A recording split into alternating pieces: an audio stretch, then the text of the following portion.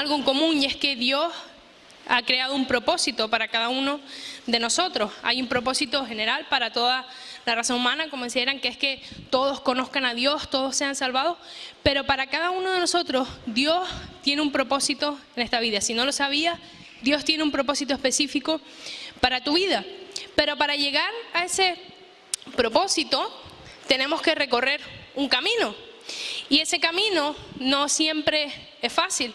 En ese camino a veces surgen circunstancias, surgen situaciones difíciles que tenemos que afrontar. Y aunque todos tenemos un propósito, en eso somos iguales, que todos tenemos un propósito, la diferencia está en cómo afrontamos cada una de esas situaciones que se presentan en nuestra vida. Hay gente, por ejemplo, de mente negativa, que cuando ve una piedra en el camino, lo único que puede ver es un tropiezo. Sin embargo, hay otra persona que a lo mejor ve la misma piedra y ve una oportunidad para subirse encima y llegar más alto. Todo depende de la actitud con la que enfrentemos la situación. Y es algo que tenemos que tener en cuenta. A veces parece que no damos importancia a la actitud, pero la actitud que tomemos va a determinar lo lejos que lleguemos y el éxito que tengamos en nuestro propósito en gran medida. Y quiero ponerte un ejemplo de unos jóvenes que hace miles de años se enfrentaron con una situación adversa, y esos jóvenes tuvieron que tomar una decisión de cómo actuar ante esa situación. Vamos a leer en Daniel capítulo 1. Es un poco largo, ¿vale? Pero para poder entenderlo lo vamos a leer. Daniel capítulo 1. Ahí.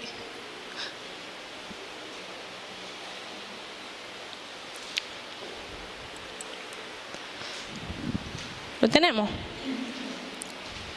Dice: durante el tercer año del reinado de Joacim, rey de Judá, llegó a Jerusalén el rey Nabucodonosor de Babilonia y la sitió. El Señor le dio la victoria sobre el rey Joacim de Judá y le permitió que llevase algunos de los objetos sagrados del templo de Dios. Así que Nabucodonosor se los llevó a Babilonia y los puso en la casa del tesoro del templo de su Dios.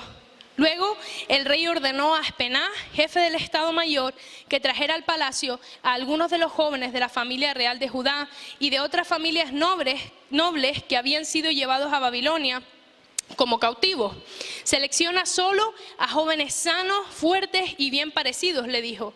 Asegúrate de que sean instruidos en todas las ramas del saber, que estén dotados de conocimiento y de buen juicio, y que sean aptos para servir en el palacio real. Enseña a estos jóvenes el idioma y la literatura de Babilonia. El rey les asignó una ración diaria de la comida y del vino que provenían de su propia cocina. Debían recibir entrenamiento por 3 años y después entrarían al servicio real. Daniel, Ananías, Misael y Azarías fueron 4 de los jóvenes seleccionados, todos de la tribu de Judá. El jefe del Estado Mayor les dio nuevos nombres babilónicos. A Daniel lo llamó Belsasar, a Ananías lo llamó Sadrac, a Misael lo llamó Mesac, a Azarías lo llamó Abednego. Sin embargo, Daniel estaba decidido a no contaminarse con la comida y el vino dados por el rey. Le pidió permiso al jefe del Estado Mayor para no comer esos alimentos inaceptables. Ahora bien, Dios había hecho que el jefe del Estado Mayor le tuviera respeto y afecto a Daniel, pero le respondió: tengo miedo de mi señor, el rey, quien ordenó que ustedes comieran estos alimentos y bebieran de este vino. Si se vuelven pálidos y delgados en comparación con otros jóvenes de su edad, temo que el rey mandará decapitarme. Entonces Daniel habló con el asistente que había sido designado por el jefe del Estado Mayor para cuidar a Daniel, Ananías, Misael y Azarías, y le dijo: por favor, pruébanos durante 10 días con una dieta de vegetales y agua. Al cumplirse los 10 días, compara nuestro aspecto con el de los otros jóvenes que comen la comida del rey. Luego decide de acuerdo con lo que vea. El asistente aceptó la sugerencia de Daniel y los puso a prueba por 10 días. Al cumplirse los 10 días, Daniel y sus 3 amigos se veían más saludables y mejor nutridos que los jóvenes alimentados con la comida asignada por el rey. Así que desde entonces el asistente solo les dio de comer los vegetales en lugar de los alimentos y el vino que servían a los demás. A estos 4 jóvenes Dios les dio la actitud excepcional para comprender todos los aspectos de la literatura y la sabiduría, y a Daniel Dios le dio la capacidad especial de interpretar el significado de visiones y sueños. Cuando se cumplió el periodo de instrucción ordenado por el rey, el jefe del Estado Mayor llevó a todos los jóvenes ante Nabucodonosor. El rey habló con ellos y ninguno le causó mejor impresión que Daniel, Ananías, Misael y Azarías, de modo que entraron en el servicio real. Y cada vez que el rey los consultaba sobre cualquier asunto que exigiera sabiduría y juicio equilibrado, los encontraba 10 veces más capaces que todos los magos y los brujos de su reino. Hasta aquí la palabra. Es un poco largo, como decía, pero es para que podamos ponernos en contexto. Simplemente, rápidamente, llevamos un poco de historia. El pueblo de Israel, es algo que Marta creo que ya ha mencionado en varias ocasiones y creo que yo también, se encontraba dividido en dos. No sé si lo recuerdan, pero hubo un pecado, el pueblo de Israel, y el pueblo se dividió en dos. Quedó el reino del norte con 10 tribus y el reino del sur con 2. Y en estos dos reinos constantemente se iban sucediendo reyes. Un rato reinaba un rey, otro rato reinaba otro rey, me parece un trabalengua. Y cada uno de estos reyes, la Biblia lo describe con una característica. O bien hacía lo bueno ante los ojos de Dios, servía a Dios, o bien hacía lo malo, se alejaba de Dios, llevaba al pueblo a idolatrar a otros dioses paganos. Y en este caso, el texto de que hemos leído en Daniel se está refiriendo al reino de Judá, el reino del sur. Se refiere al rey Joacim. Este fue el 18º rey, el 18, que se levantó en el reino de Judá. Y este rey, la Biblia lo describe en el segundo libro de Reyes como un rey que hizo lo malo ante los ojos del Señor. Llevó al pueblo a la idolatría y en vez de eliminar todos los ídolos paganos, no, él instó al pueblo a hacer lo malo. Dios, ante esta situación, en diversas ocasiones había advertido al pueblo de las consecuencias que iban a sufrir si no retiraban esos ídolos, si no se arrepentían y volvían al Señor. Pero el pueblo, como casi siempre, hizo caso omiso, ¿no? Pasó de las advertencias que Dios mandó a través de otros profetas. Entonces aparece en escena Babilonia, otra ciudad que se encuentra cerca de lo que hoy es Bagdad. Esta ciudad era una de las ciudades más grandes e importantes del mundo antiguo y era conocida por sus majestuosos templos, los jardines colgantes. No sé si han escuchado hablar alguna vez de esto, los jardines colgantes de Babilonia. Se hizo célebre por sus grandes templos y era una civilización también que se caracterizaba porque eran muy avanzados, tenían muchos conocimientos en astrología, astronomía, matemáticas, era la crème de la crème. Entonces, ante la negativa del pueblo de volverse a Dios, Dios permite que Nabucodonosor, lo conocido, ¿no? El nombre es facilito, ese nombre yo creo que todos lo conocemos, Nabucco para los amigos, dicen por aquí. Nabucodonosor, el rey de Babilonia, llega a Judá y Dios le permite que conquiste al pueblo. Y no solo lo conquista, sino que entra al templo de Dios, roba algunos utensilios y a su vez lleva cautivo a Babilonia a unas 10.000 personas. Vale, hasta aquí fácil, ¿no? Historia pura y dura. Entonces, en medio de esos 10.000 personas, la Biblia dice que el rey había seleccionado a jóvenes que fueran pertenecientes al linaje real, a casas nobles. Y entre esos jóvenes se encontraban Daniel, Ananías, Azarías y Misael, los 4 personajes en los que me quiero centrar en esta tarde. Imagínate la situación, ¿no? Ellos estaban en su pueblo, tan tranquilos ahí en su país, y de repente un rey extranjero viene, destroza su ciudad, y no solo contento con haber destrozado su ciudad, su casa, los lleva cautivos a un nuevo país, a una nueva cultura, con un nuevo idioma. Se encuentran en una situación realmente desesperante, ¿no? Pero se encuentran en una situación realmente desesperante.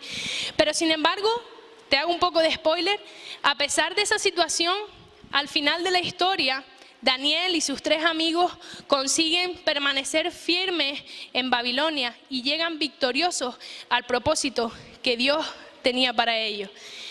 ¿Por qué te lo digo ya así de ejemplo? Porque quiero centrarme en qué fue lo que ellos hicieron para llegar a su propósito. ¿Qué fue lo que ellos hicieron? Y quiero hacerlo a través de una fórmula. No sé si, Dani, ¿me puedes poner el PowerPoint?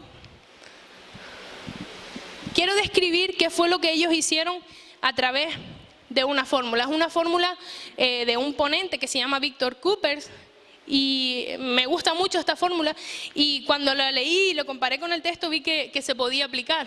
Vale, dale, Dani. Vale, es esta fórmula. No sé si hay algún matemático en la sala. No, Carmelo, yo sé que controla un poco, pero vale, es esta fórmula.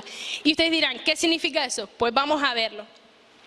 Esta fórmula fue la fórmula que definió el éxito de Daniel y sus 3 amigos. Fue la fórmula que les llevó a conseguir su propósito. La primera de las variables, dale, Dani, la C. ¿Alguien tiene alguna idea de qué puede significar la C? Pista, versículo 4, primera parte.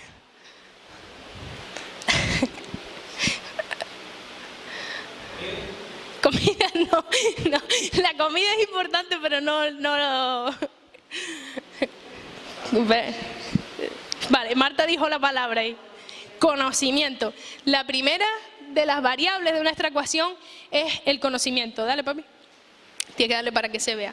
Y es que en el versículo 4, el rey le dijo al jefe del Estado: asegúrate de que sean instruidos en todas las ramas del saber, que estén dotados de conocimiento y de buen juicio.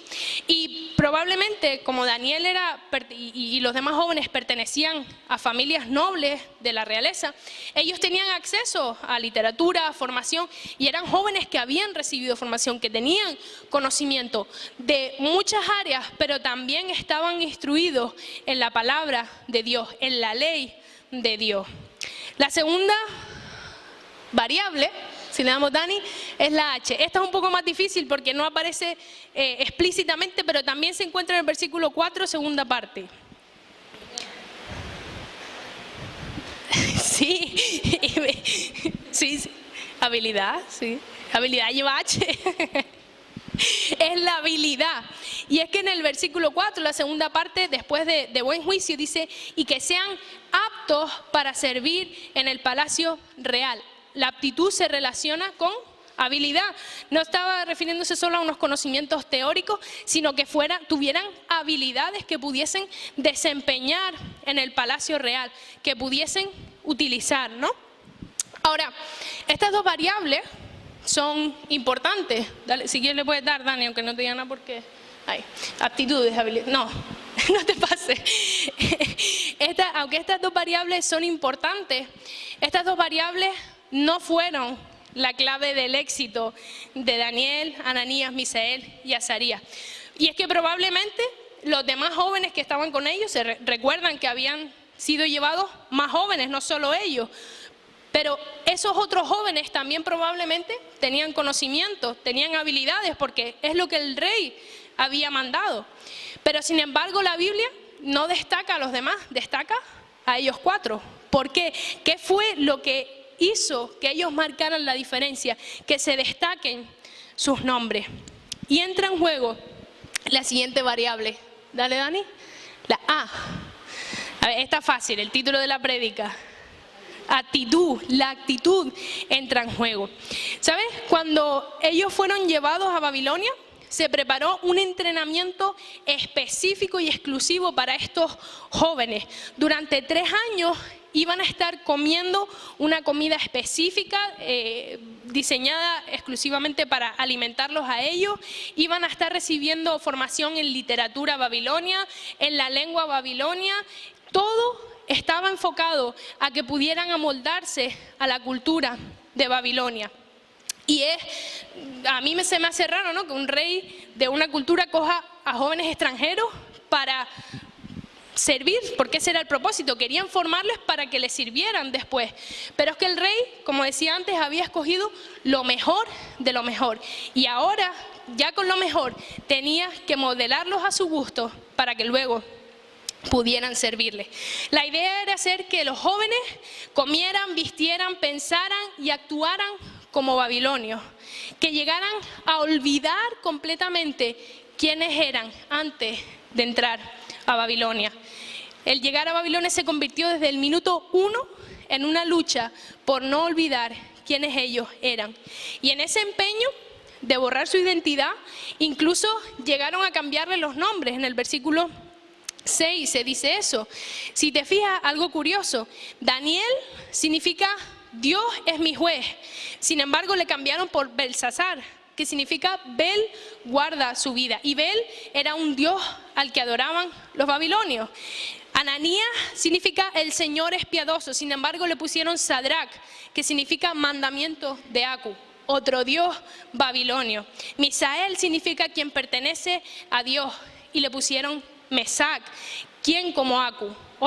Volvemos al mismo dios babilonio. Y Azarías significa el Señor socorrió o ayudó. Sin embargo, le cambiaron a Abed-nego, que significa siervo de Nebo o Nabú, otro dios babilonio. ¿Ves? Es como que ellos tenían una identidad fundamentada en Dios, en el Dios de Israel, en el Dios que ellos habían conocido, pero al llegar a Babilonia quieren borrar completamente eso, incluso cambiando sus nombres para decir, no, tú ya no sirves al Dios vivo, ahora tú sirves a los dioses de Babilonia, tú sirves a Babilonia. Y es aquí donde entra en juego la actitud, porque Daniel y estaba intentando decir el nombre, Ananías, Misael y Azarías no olvidaron quiénes eran, no llegaron a olvidar su identidad a pesar de los esfuerzos que hicieron. Y fruto de esa identidad, el versículo 8 dice que Daniel estaba decidido a no contaminarse con la comida y el vino dados por el rey. Y si te acuerdas, antes te dije que en esos 3 años de entrenamiento tenían una comida específica para ellos. En el texto no se especifica concretamente por qué Daniel tomó esa decisión de no contaminarse con la comida del rey. Pero es que si lo estudias un poquito más en profundidad, puedes ver que probablemente esa comida era carne. Y era una carne de animales que Dios en la ley del Antiguo Testamento no permitía a los israelitas comer. También, por otro lado, es posible que la carne y el vino, parte de esa carne y de ese vino, estuviera sacrificada a los dioses babilonios.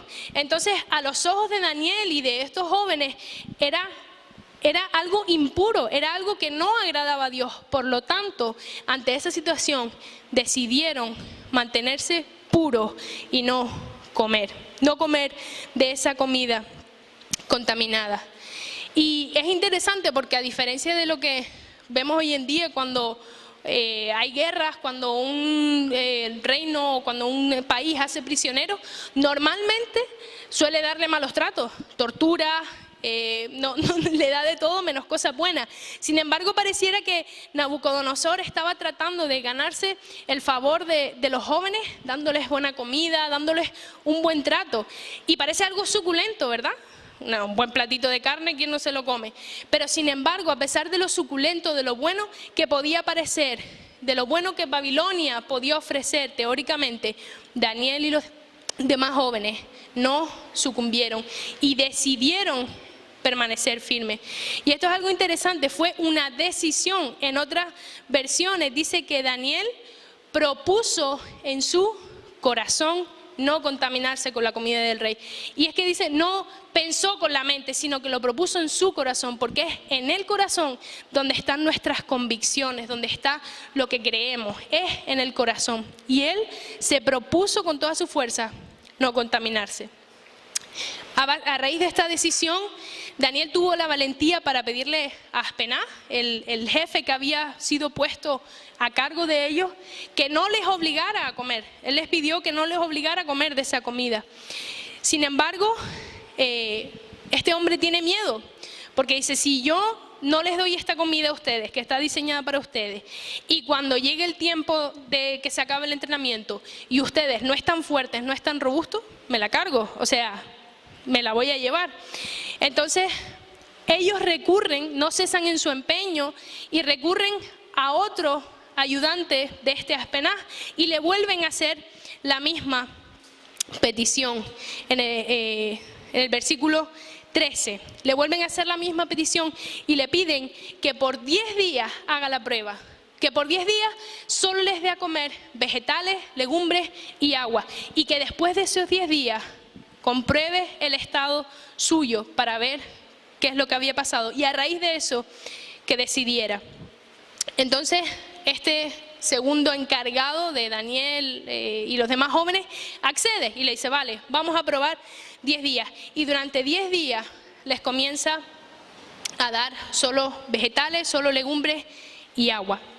Y aquí es donde entra la otra variable y la variable más importante de la ecuación, la D. ¿Qué puede ser la D? Fácil. Dios, la variable más fácil. Y es que a raíz de la actitud de Daniel y de los demás, Dios muestra su favor, Dios premia de alguna forma la actitud que Daniel tuvo. En primer lugar, Dios hizo que el jefe del Estado tuviera simpatía por Daniel. Y esto es algo curioso porque si lees otras historias como por ejemplo la de José o otras historias también, se repite que cuando hay siervos de Dios, Dios hace que haya favor en otras personas y los ayuden. Entonces Dios permitió que este hombre les tuviera aprecio, les tuviera cariño, ¿no? Y lo segundo es que cuando se cumplieron estos 10 días de prueba, ¿se acuerdan? Que ellos iban a estar 10 días de prueba solo a potajito, a verdurita. Pues cuando se cumplieron estos 10 días de prueba, dice la palabra que Daniel y los demás no solo estaban bien, no dice estaban bien físicamente, no dice que presentaban un aspecto mejor que todos los demás que habían estado comiendo carne y vino. Vemos cómo Dios respaldó esa integridad de su corazón de decidir no contaminarse, haciendo que estuvieran en mejor condición que los demás. Y no solo es que estaban mejor, algunos pueden decir, bueno, una dieta a base de vegetales y legumbres por sí sola, pues puede ser buena y beneficiosa para el cuerpo, pero no solo fue el aspecto físico, sino dice también en el versículo 17, creo que en el versículo 17 dice también que a los 4 jóvenes Dios les dio aptitud excepcional, es decir, una actitud fuera de lo común, más grande que la de que le dio a todos los demás, para comprender todos los aspectos de la literatura y la sabiduría. Y además a Daniel le dio la capacidad especial de interpretar el significado de visiones y sueños. Vemos cómo es una reacción. Daniel toma una actitud y Dios respalda, Dios le premia, Dios responde. Entonces, no solo se quedó ahí la cosa, ¿no? Vemos cómo Dios responde, pero si sigues leyendo la historia, al final, el capítulo 2 no lo vamos a leer, pero lo menciono, Daniel acaba convirtiéndose en el gobernador de la provincia de Babilonia. Acababa de ser un cautivo, prisionero de guerra, y acaba siendo el gobernador de la provincia de Babilonia. Y no solo eso, sino que además Daniel fue testimonio para Nabucodonosor. En el capítulo 2 se cuenta que el rey había tenido un sueño y él estaba agobiado porque no sabía lo que significaba ese sueño. Llamó a todos sus sabios, a todos los magos del reino, y ninguno fue capaz de explicarle qué significaba su sueño. Sin embargo, Daniel valientemente dice, yo se lo voy a contar, yo le voy a decir, y se presenta delante del rey. Dios le da sabiduría a Daniel y esta es su respuesta y le dice al rey, ninguno de los sabios, hechiceros, adivinos o magos puede revelar este secreto al rey, pero hay un Dios en el cielo que sí revela secretos. Él ha revelado a usted, rey Nabucodonosor, lo que sucederá al final de los tiempos. Y comienza a relatarle su sueño y lo que significaba. Y me encanta la actitud otra vez de Daniel, porque no fue una actitud de, sí, venga para acá, que yo se lo voy a contar, yo soy la crema aquí, yo puedo contarle su sueño. No, él dice, no hay ningún sabio, no hay ningún mago, nadie que pueda contárselo, pero hay un Dios en los cielos que sí puede hacerlo. Él sabía que no dependía de él, que no era por las grandes habilidades que él tenía, sino porque a Dios le placía darle la capacidad de revelarle el sueño al rey. Y a raíz de ahí, fíjate la contestación del rey Nabucodonosor. Él le dijo, en verdad, tu Dios es el más grande de todos los dioses, es el Señor de los reyes y es quien revela los misterios, porque tú pudiste revelar este secreto. El rey Nabucodonosor, el rey de una de las ciudades que más dioses tenía, ahora está reconociendo, no hay otro Dios como el tuyo, por el testimonio, por la disposición, por la actitud que Daniel tuvo. Y si te fijas en la fórmula, hay dos variables, el conocimiento y las habilidades, que se suman entre sí. Pero sin embargo, la actitud y Dios, ¿cómo están? ¿Qué están haciendo? A ver, básico de matemática de primero. Gracias. Multiplican.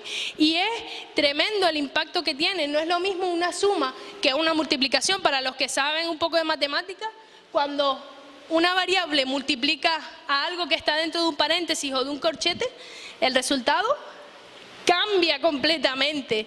Entonces es lo que sucedió en la historia de Daniel, Ananías, Misael y Azarías. No fueron sus conocimientos, sus habilidades, sí fueron importantes, pero no fue eso lo que les llevó al éxito, sino su actitud y el respaldo de Dios. Y destaco esas tres actitudes que tuvieron. La primera actitud de disponer su corazón a pesar de las circunstancias. La segunda actitud de confiar completamente en Dios. Y la tercera actitud de ser humilde, de conocer que su capacidad provenía de Dios. Ahora, como decía al principio, igual que Dios tenía un propósito con Daniel y los demás jóvenes, tiene un propósito para cada uno de nosotros. Pero hay veces que tenemos que enfrentar nuestras propias Babilonias, ¿no?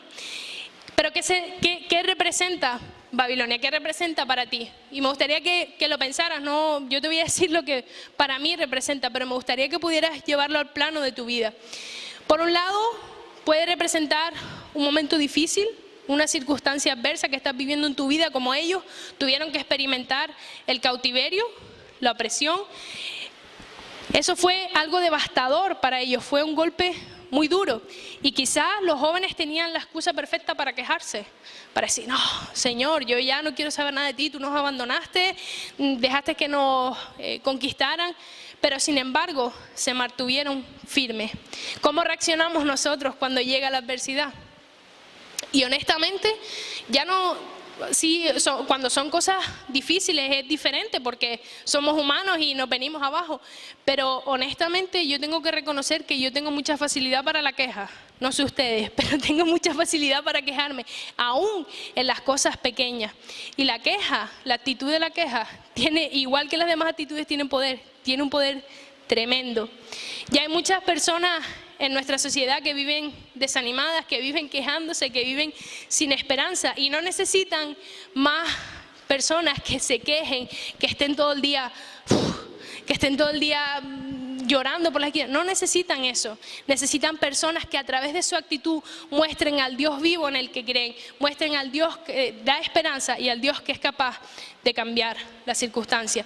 Y como decía, no se trata de ser superhombres, ser supermujeres, que no tienen sentimientos y están todo el día arriba, no se trata de eso, porque a veces vemos a los personajes mismos de la Biblia, vemos las cosas increíbles que hizo Dios y nos olvidamos de que son mujeres corrientes tal y como nosotros y que probablemente tuvieron miedo, que probablemente lloraron, que probablemente experimentaron depresión, pero la diferencia está en que no dejaron que ninguna de esas circunstancias los apartara de su propósito. No se trata de que nunca podamos estar tristes, de que nunca podamos estar enfadados, de que nunca podamos tener miedo. No se trata de eso, sino se trata de que nuestra fe en Dios, de que nuestra confianza en Él sea mayor que todos esos obstáculos que traten de interponerse. La primera, una circunstancia adversa, una dificultad. La segunda, algo que Dios te está pidiendo hacer y quizás tienes miedo. Quizás Dios tenía ese llamado específico para Daniel, ¿no? Pero él entendió que lo primero que tenía que hacer era no comer esa comida. Y quizás a los ojos de Aspenaz, del jefe, esto no tenía sentido, no tenía lógica. O sea, vamos a ver, ¿me vas a comparar la carne con todos sus nutrientes, con todo el vino, buen vino, con comer verdura? O sea, para él quizás no tenía lógica, pero Daniel no buscó estrategias para llegar a su propósito. Simplemente confió en lo que él creía que Dios le estaba pidiendo, aún a pesar de que iba en contra de la lógica. Quizás incluso, como llega a decir, la vida de Aspenaz estaba en juego si salía mal. Si después de esos 10 días hubiese salido mal la prueba, podía haberle costado su vida. Incluso podía haberle costado la de Daniel por desobedecer, por negarse a comer la comida. Pero a él le dio exactamente igual, porque él estaba decidido en su corazón y porque su confianza en Dios era mayor que su temor. Y si dependemos de Dios, sabemos que nuestro propósito, sabemos que su fidelidad la vamos a poder ver. Y la tercera cosa que representa Babilonia es el ambiente hostil en el que vivimos. Al igual que ellos tenían su identidad, nosotros como hijos de Dios tenemos una identidad también que está o debe estar definida, debe estar cimentada con los valores del reino de Dios. Pero vivimos en medio de una nación extranjera, vivimos en este mundo, pero dice la palabra que no somos de este mundo. Y esta sociedad en la que vivimos intenta por todos los medios que olvidemos quiénes somos. Intenta que nos amoldemos a su cultura, a sus valores, a sus formas. Quieren definirte de muchas formas. Adorador del dinero, adorador del trabajo. Quieren poner calificativos en ti que borren la identidad que Dios te ha dado. Y es por eso que es importante que no olvidemos quiénes somos, que estamos de paso en este mundo y que estamos llamados a mantenernos puros, a mantenernos sin contaminarnos para marcar la diferencia. Y no es que nosotros vivamos como Daniel, ¿no? Daniel conocía la ley del Antiguo Testamento, esos animales que no podía comer, él lo conocía y quiso agradar a Dios así. Y nosotros ya no estamos bajo esa ley, no tenemos un listado de normas que nos dice puedes hacer esto, no puedes hacer esto. Nosotros vivimos bajo la gracia de Dios. No tenemos que hacer nada para ser salvos, vivimos bajo la gracia. Pero la gracia no es una excusa para vivir como nos dé la gana, sino que tiene que ser el motor que nos impulse a mantenernos fieles, a mantenernos puros, sin contaminarnos de todas las cosas que Babilonia nos ofrece, pero que sabemos que no agradan a Dios. Y no contaminarnos no significa aislarnos. Mucha gente lo toma por este lado, ¿no? No puedo tener comunión con las personas. No se trata de aislarnos de la gente que no es creyente. Significa poder estar en medio de ellos, poder vivir en medio de ellos, poder tener relación con ellos sin dejar que sus valores, sin dejar que su estilo de vida nos impacten a nosotros, sino que seamos nosotros los que provoquemos un cambio en los que nos rodean. Y al igual que Daniel, nosotros podemos tener victoria. Esta fórmula a mí por lo menos me resulta súper interesante cuando la vi. Y podemos aplicarla a nuestra vida también. El conocimiento y las habilidades. Está loro. El conocimiento y las habilidades son importantes. O sea, si nos van a contratar para un trabajo, no van a contratar al que no sabe hacer nada. Marta, por favor. No van a, no sé, depende del jefe, pero no van a contratar que no tiene conocimiento del trabajo que va a desempeñar o no tiene las habilidades necesarias. Igual como hijos de Dios necesitamos esforzarnos por conocer a Dios, por conocer su palabra y no solo conocerlo teóricamente, sino desarrollar ese conocimiento en la práctica, desarrollar habilidades. También Dios nos ha dado dones que tenemos que poner en movimiento, que no son para tenerlos ahí guardaditos, son para ponerlos en práctica. Pero como ocurrió en la circunstancia de Daniel y de los demás jóvenes, estas no son las variables que van a marcar la diferencia.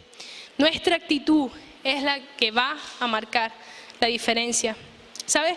Muchas de las personas que Dios escogió para su plan a lo largo de la Biblia y a lo largo de la historia no estaban cualificadas, no eran eruditos, no tenían conocimiento como Daniel, pero sin embargo tenían un corazón dispuesto y acorde a su disposición Dios los capacitó para la obra y hizo cosas grandes e increíbles a través de ellos. Y no pienses que esto es un mensaje motivacional, tú puedes, no es mi propósito, pero es que a veces parece que esperamos como que sea todo Dios, que Dios venga, nos toque con la varita mágica y el Espíritu Santo y ya está. Y sí, Dios hace su parte como hemos visto, pero nosotros también tenemos que hacer la nuestra. No podemos quedarnos sentados esperando a que, bueno, ya Dios me va a ayudar a ser valiente. No, yo tengo que disponer mi corazón para hacerlo. Y pensando en eso, me acordaba del llamado de Josué, en Josué 1:9, cuando Josué, Dios le dice, oye, levántate porque tienes que cruzar el río, tienes que guiar al pueblo. ¿Y qué le dice? ¿Qué es lo que le dice Josué 1:9? Que te esfuerces y seas valiente. Dios le dice, te mando que te esfuerces y seas valiente. Dios no le dijo, venga, Josué, ponte a orar para que te llegue la valentía. No, le dijo, esfuérzate. Oye, toma el valor, esfuérzate, sé valiente y levántate. Y yo voy a estar contigo. Yo te voy a dar la victoria. Pero tú tienes que levantarte, tienes que esforzarte y tienes que ser valiente. Por lo tanto, la actitud es una decisión que nosotros tomamos. Es algo que solo nosotros podemos modificar en la ecuación. Y me gustaría hacerte esta pregunta, terminar con esta pregunta. ¿Qué actitud está demandando tu situación actual? No sé la situación en la que tú te encuentras, pero sé que tienes una actitud que tomar. Quizás no tienes problemas, pero sí que estás en esa actitud de queja constante. Es como que lo típico, ¿no? De pides por un trabajo. El otro día hablaba con Samuel. No, pides por un trabajo, y cuando te llega el trabajo, estás todo el día quejándote porque tienes que ir al trabajo. O, ¿sabes? Quizás estás en esa actitud y necesitas que Dios te demuestre que tienes que ser agradecido. Quizás estás experimentando un problema y no sé, y tienes miedo y necesitas tener confianza, disponer tu corazón para confiar en Dios. No sé cuál sea tu situación, no sé cuál sea la actitud que necesitas tomar, pero sí quiero animarte a que seas dueño, que seas dueña de la actitud que tomes, que no dejes que las circunstancias definan tu actitud, sino que seas tú quien la decida. La actitud que tomes ante tus circunstancias van a determinar el grado de éxito que consigas en tu propósito. Y termino animándote otra vez a confiar en que si tú haces tu parte, si tú tomas la actitud adecuada, si tú eres valiente, si tú te esfuerzas, Dios te va a respaldar. Vamos a terminar orando. Señor, te damos gracias porque tú nos hablas a través de tu palabra. Gracias porque pones ejemplos, Señor, para enseñarnos, para edificarnos, Padre. Y te damos gracias porque tú nos llamas, Señor, a ese propósito que tú tienes para nosotros. Gracias porque no depende de nosotros, no depende de nuestras habilidades, de lo que sepamos, sino que depende de ti, Señor. Te quiero pedir que nos perdones por cuántas veces, Señor, no tenemos la actitud correcta. Señor, no tenemos la actitud que te agrada a ti, sino que nos dejamos influenciar por las circunstancias, nos dejamos influenciar por el ambiente, Señor, y nos olvidamos de la variable más importante de la ecuación, que eres tú, Señor. Te pedimos que nos ayudes a examinarnos a cada uno de nosotros, a ver qué actitud necesitamos poner en marcha, Señor, y nos anime, Señor, a tomar la decisión de tomar esa actitud correcta, Padre, y de enfocarnos en ti. Gracias porque sabemos que tú no defraudas, que tú no, Señor, no echas en saco roto el esfuerzo de tus hijos, Señor, sino que tú recompensas, Señor, cuando nosotros nos proponemos para servirte y para serte fieles. Gracias, Señor, por tu amor. En el nombre de Jesús. Amén.